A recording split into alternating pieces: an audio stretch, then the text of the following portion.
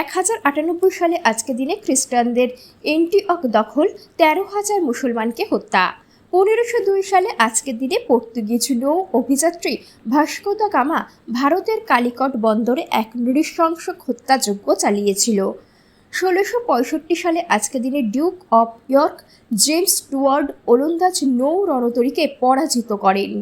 1965 সালে আজকের দিনে লোয়েস্ট ফোর্টের যুদ্ধে ইংরেজদের কাছে ওলন্দাজদের পরাজয়। 1789 সালে আজকের দিনে ইস্ট ইন্ডিয়া কোম্পানি বাংলায় লবণ উৎপাদন নিষিদ্ধ করেন। 1915 সালে আজকের দিনে ব্রিটিশ সরকার রবীন্দ্রনাথকে নাইট উপাধিতে ভূষিত করেন। 1936 সালে আজকের দিনে অবিভক্ত ভারতে সিভিলিয়ান রেডিওর নাম পরিবর্তন করে অল ইন্ডিয়া রেডিও নামকরণ করা হয়।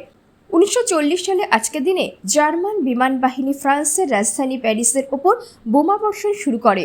1940 সালে আজকের দিনে সিঙ্গাপুর ব্রিটিশ শাসনের হাত থেকে স্বাধীনতা লাভ করে। 1946 সালে আজকের দিনে ভারতের জাতীয়তাবাদী রাজনৈতিক নেতারা ব্রিটিশ সরকার প্রস্তাবিত ভারত বিভাজন প্রস্তাব মেনে নেন।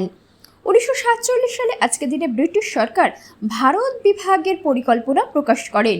1984 সালে আজকের দিনে ভারত সরকার শিখদের পবিত্র হরমন্দির সাহিব দখলের জন্য অপারেশন ব্লু স্টার শুরু করে। এটি 8ই জুন পর্যন্ত পরিচালিত হয়। 1989 সালে আজকের দিনে চীন সরকার তিয়েনআনমেন স্কোয়ার থেকে অবরোধকারীদের বিতরণের জন্য সেনা প্রেরণ করে। 1999 সালে আজকের দিনে যুগোস্লাভিয়ার প্রেসিডেন্ট স্লোভেদান মিলোসেভিচ কোসোভো থেকে সৈন্য সরিয়ে নিতে সম্মত হয়। 2000 সালে আজকের দিনে মন্টেনিগ্রো কর্তৃক স্বাধীনতা ঘোষণা। 2010 সালে আজকের দিনে রাজধানী ঢাকার নিমতলী মহল্লায় অগ্নিকাণ্ডে 117 জনের মৃত্যু হয়।